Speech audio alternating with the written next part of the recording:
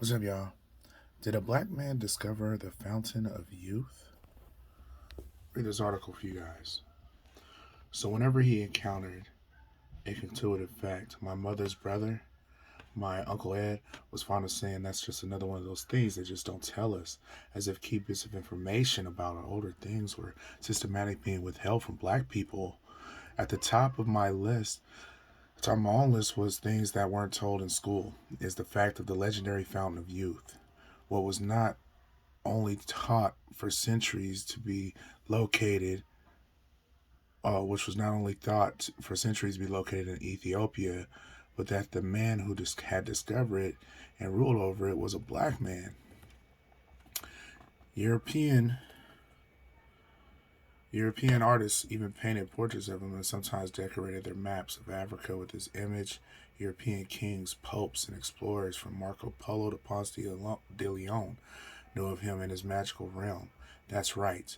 When Ponce de Leon and the Spanish compatriots were wandering around in the swamps of Florida, trying to not be eaten by alligators, it was a black man in his mythical fountain, for which they were likely searching. In fact, one way to think of the conquest of the oceans and eventual navigation around the Cape of Good Hope in the late 15th century was that it was motivated, among other things, by the desperate search to find this black patriarch and tap into his wealth and military might. The goal wasn't only to help liberate the Holy Land, but also to experience the king's secret immortality. Secrets of immortality. Whatever is true, whatever his true name might be, he is known throughout Europe as Prester John, the formidable priest king of ancient Ethiopia. The Fountain of Youth. Man, I'm going to stop reading there, but I can't. All right, the Fountain of Youth in Ethiopia. While most of us associate the Fountain of Perpetual Youth with the New World, especially Florida, that has only been the case for the last 500 years. For a much longer stretch of history, actually dating all the way back to the 5th century BC, its home was believed in Ethiopia. Back then, the first Persian Empire touched three continents, but Ethiopia resisted invasion. In his voluminous history of Greco-Persian War, the first grand historical narrative, around 440 BCE, Herodotus recounted how the king of Ethiopia, protective of his land, scoffed at the average lifespan of a Persian, 80, while most of his people, the long-lived Ethiopians, lived to be 120 years old, while some even went beyond that age. At first, Herodotus writes, the king attributed this feat to the Ethiopian diet, boiled, fresh, and milk. But when his visitors showed wonder at the number of years, he led them to a fountain, wherein when they had washed, they found their flesh all glossy and sleek, as if they had bathed in oil, and a scent came from the spring like that of violets. The water was so weak, they said, that nothing would float in it, neither wood nor any lighter substance, but all went to the bottom. If the account of this fountain be true, it would be their constant use of the water from which makes them so long lived. A thousand and one ideas that change the way we think.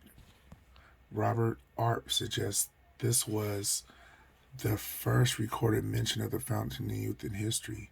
There had to be a reason Ethiopians appeared to live longer, and in Herodotus's account, that reason was that Italian author Umberto Eco describes in his latest work, The Book of Legendary Lands, as the underground spring of Ethiopia.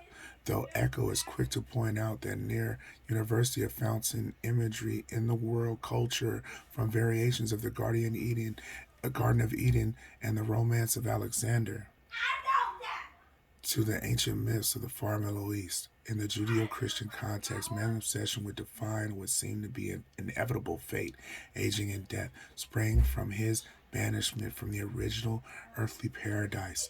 Another lesson from the Bible, Psalm 68 and 31 to be specific, was the prophecy, Ethiopia shall soon stretch out her hands unto God. We think of the arrival of Beyonce's latest album on iTunes this month was meteoric.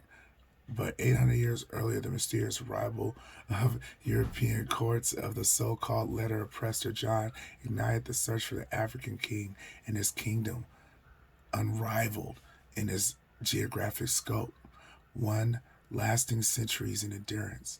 Let's just say that the quest to find this black king was no passing fad. Malcolm Lett's authors of this distinguished 1947 article, Prester John, a 14th century manuscript at Cambridge, and transcriptions of the Royal Historical Society believed the story Prester John had been transmitted orally well before his letters, so that when it arrived in Europe in the 12th century, witnesses were ready to receive it and believe it.